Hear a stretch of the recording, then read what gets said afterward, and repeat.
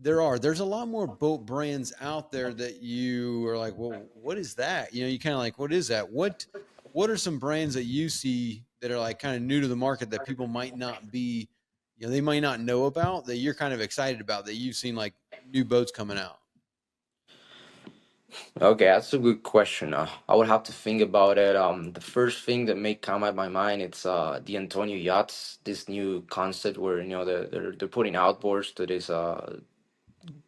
They're enclosing these outboards on the like a little sunbed on the back, so they're like hidden and you don't see them. Mm-hmm. Uh, I know that's been around for like 2 years, 3 years or more. Well, then Tesoro also. Tesoro is a similar brand. They're doing the same stuff.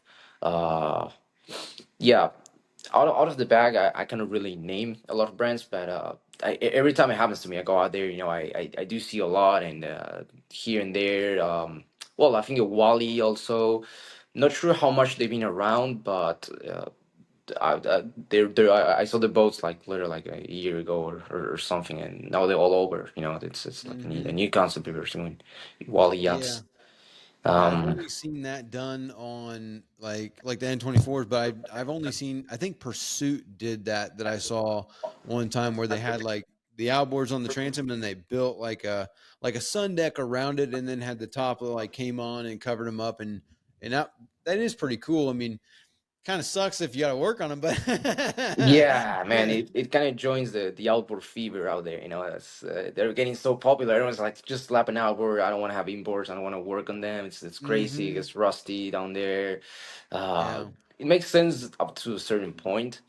Because, for example, I have a client. They have a TN 2042, and I mean, it's great, but like the handling, the hull shape, it's a V shape. It's pretty deep, but it just feels so weird. It's like you got two speeds, or you go slow, or you going flying by the water. Like you don't have in Yeah. between because you can feel the engines. They're not made for to push weight. I mean, you have triple 400s in there, but it's a small prop, small diameter. You hmm feel a lot of the prop sleep, and yeah, that kind of like kills a little the vibe. It's a very weird and strange like feeling, opposed to the twin inboards diesel where you do feel the push and you can choose the whole RPM range to use the boat.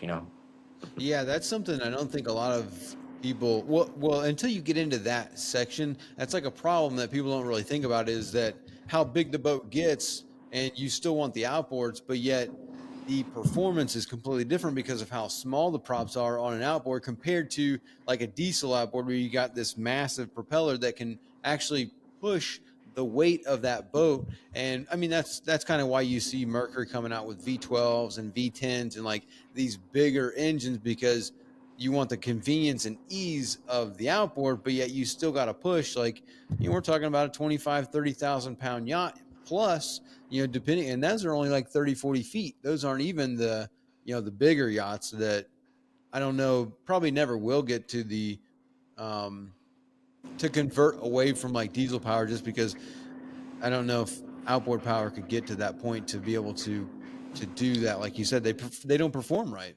Yeah, yeah, and also the thing, lower unit, it's lot more compact. Like the transmission, like well, if you get to see the lower unit of a 600 versus a 400, it's almost hmm double the size. I mean, they really buffled up on that thing, but it still comes down. Even well, I found pretty recently that the 600 is actually limited. Like say you have twin 600s and one of them go out.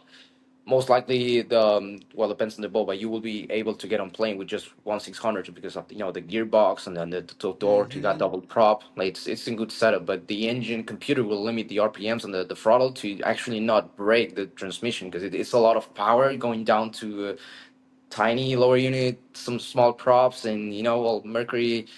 I think that they're still getting into that. So hmm it's Yeah. yeah, as you say, all the way that you got to push and all the limitations, and I think well the outboard fever on the yachts and all that's coming a little bit.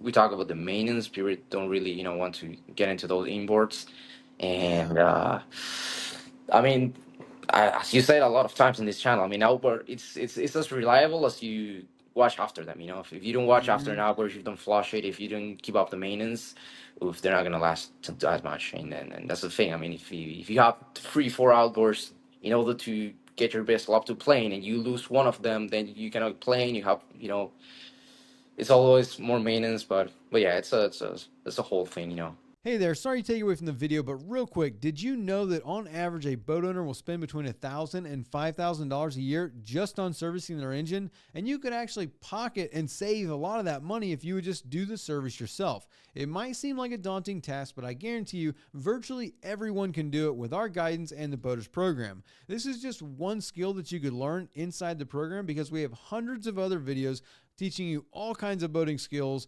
as well as a weekly live stream where we have questions and answers with me, as well as a chat feature where you can send videos and pictures, ask all kinds of questions, or look for some advice or some guidance on a project that you're doing on your boat. You can join the program by hitting the first link in the description, clicking join, or visiting bornagainboating.com. Now back to the video.